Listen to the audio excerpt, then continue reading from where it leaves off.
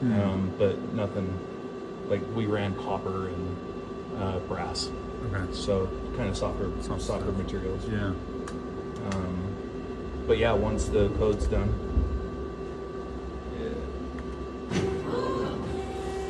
so this is the rough, and I can turn the pump on too, show you that the water works. Okay, but, cool. Yeah. So that would be the rough cut. Gotcha. And then tool change, and then it does like the profile. Okay.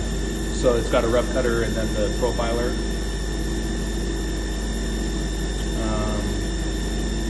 So it's running, and then it would drill. Gotcha. And I have like the whole drill set, Okay.